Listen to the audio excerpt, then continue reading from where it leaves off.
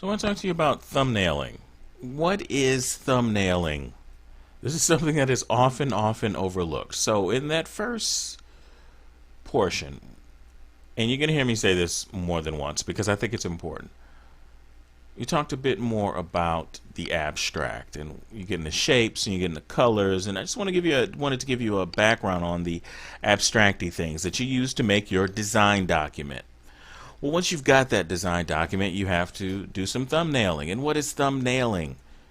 It's a few things, but mostly it'd be a bit of brainstorming. So you're brainstorming your ideas. The same way that you were writing things down with the mind map, now you're drawing them out. You're brainstorming them. You're seeing what works. And it's not going to be detailed. It's so important for you not to be detailed on your initial run through of your first set of thumbnails. So my thumbnail, if I want to create this ranger character, maybe I'm just going, okay, I got a ranger character, and I don't want to go beyond this right here. And so now I'm just kind of looking at this. I know that my ranger character has on boots. I don't know why this is blue.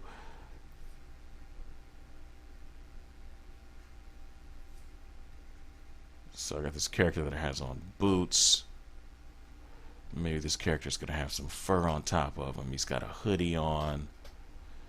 And I'm just kind of jotting things down. And maybe he has like this, maybe belongs to some kind of guild or something.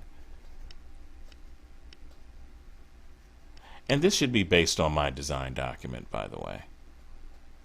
So he has a bow. And this looks terrible. This looks absolutely terrible.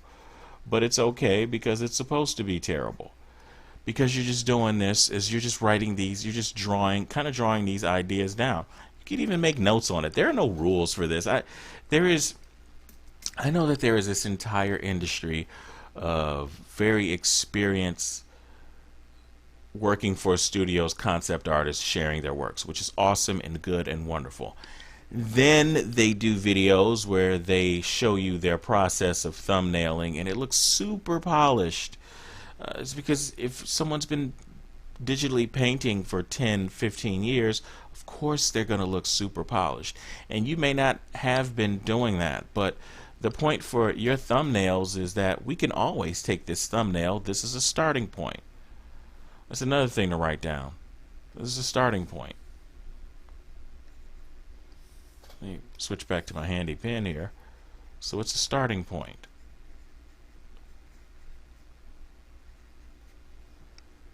And this may be nothing. You haven't looked at any reference. And maybe you're just getting some of these cliches out of the way. I want this left-sided shoulder armor or whatever it is.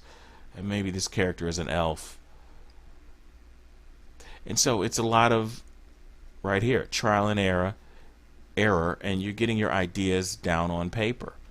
That's what you're trying to do with thumbnailing. And there is no one way to thumbnail because this is about you working out those ideas. And I can't stress that enough. This is about how you are going to get to the finished product of thumbnails.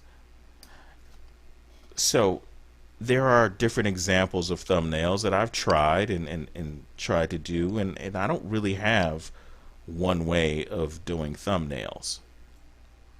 So this is a thumbnail sheet, which I'll give to you. And I just put a bunch of 3D models up there and copy and pasted them because I just wanted to design what the character was wearing. And I didn't really want to think about anatomy every single time. And what the other thing that I did not want to do was I wanted to design a big cast of characters. And this is a technique that I just kind of made up. And so, well, that's part of it. But here are the characters that I just wanted to play with an entire universe. And I used some reference for these. This was going to be my reference sheet.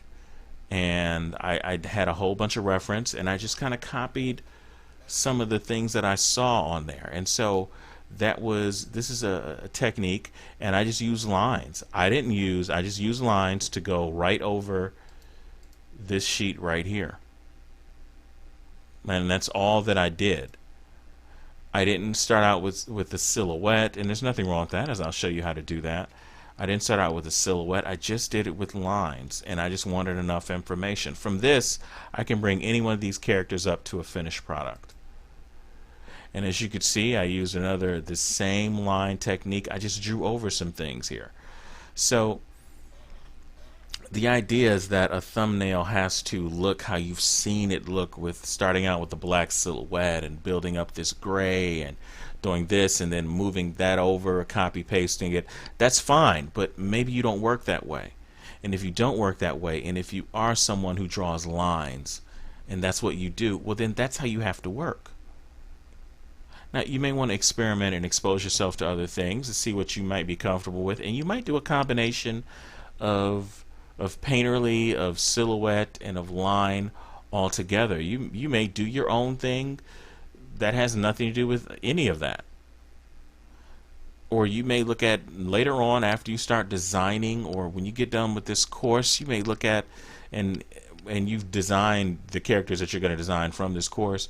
You may look at the way somebody else does something and you add that in to your